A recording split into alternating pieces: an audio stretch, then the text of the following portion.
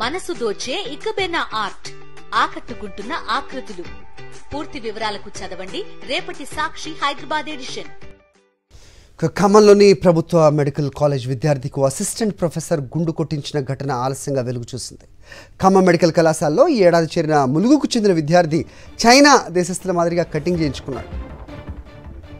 దీన్ని గమనించిన second year students ఉన్నత విద్య అభ్యసిస్తూ ఇలా వ్యవహరించవద్దని సూచించడంతో విద్యార్థి సెలాన్కి వెళ్లి జుట్టు ట్రిమ్ చేయించుకున్నాడు. ఈ విషయాన్ని boys hostel anti ragging committee ఆఫీసర్గా ఉన్న అసిస్టెంట్ ప్రొఫెసర్కి చెప్పారు సెకండ్ ఇయర్ స్టూడెంట్స్.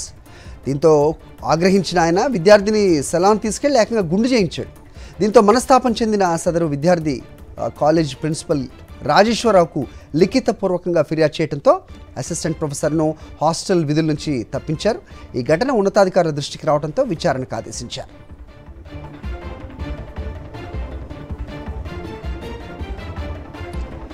ఘటనపై అప్డేట్స్ మా కరెస్పాండెంట్ మహేందర్ అడిగి తెలుసుకుందాం. మహేందర్, ఏం జరిగింది అసలు?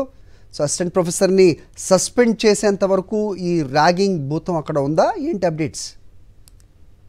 మరి ఖమ్మం ప్రభుత్వ మెడికల్ కాలేజ్ సంబంధించి అసిస్టెంట్ ప్రొఫెసర్ ఓవర్ యాక్షన్ అనేది ఇది మనం చెప్పుకోవాలి. అయితే ఈ ఘటన ఆలస్యంగా వెలుగులోకి వచ్చింది. ఈ నెల 12వ తేదీ సంబంధించి మెడికల్ కాలేజ్ అంటే ములుగు చెందిన విద్యార్థి ఇందులో ఎంబీబీఎస్ మొదటి సంవత్సరం చదువుతున్నాడు. అయితే ఆయన చైనా సంబంధించి దేశస్ మాదిరిగా కొంత డిఫరెంట్ గా ఎయిర్ కటింగ్ సంబంధించి చేసుకోవడం జరిగింది. ఈ ఎయిర్ కటింగ్ కు సంబంధించిన విషయంలో కొందరు విద్యార్థులు అక్కడ అసిస్టెంట్ ప్రొఫెసర్ గా ఉన్న రెహమాన్ కి కూడా చెప్పడం జరిగింది. దీంతో రెహమాన్ సదరు విద్యార్థిని సంబంధించి పిలిపించి అతనికి సెలూన్ షాప్ వెళ్ళి కూడా అతన్ని గుండు కొట్టించడం జరిగింది. అయితే చెప్పిన వారిని కనీసం మందలించి వదిలేయాల్సింది పోయి అతను వేరే సీనియర్ విద్యార్థులు చెప్పిన విషయాలను పరిగణలోకి తీసుకొని ఓవర్ యాక్షన్ గానే మనం పరిగణించాల్సి ఉంటుంది. ఓవర్ యాక్షన్ గా సెలూన్ కి సంబంధించి అదే రోజు 12వ తేదీ రాత్రి సెలూన్ కి వెళ్లి కటింగ్ చేపించాడు, గుండు కొట్టించాడు. దీంతో 13వ తేదీ ఉదయం కూడా సదరు విద్యార్థి తీవ్ర మనస్తాపానికి గురై కాలేజీకి సంబంధించిన ప్రిన్సిపాల్ కూడా ఫిర్యాదు చేయడం జరిగింది. ఇటు ప్రిన్సిపాల్ కూడా ఇష్యూ సంబంధించి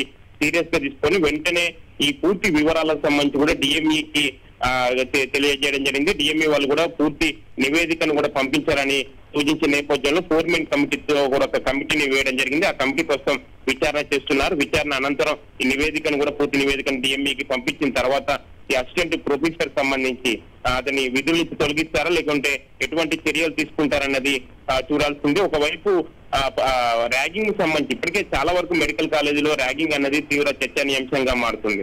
ఒకవైపు ర్యాగింగ్ ని కంట్రోల్ చేయాల్సిన లోకల్ గా ఉండే అసిస్టెంట్ ప్రొఫెసర్ వీళ్ళే ఇలాంటి ఘటనలకు పాల్పడడం ఎంతవరకు అన్నది కూడా విమర్శలకు వస్తుంది. All right, thanks for the inputs Mahender.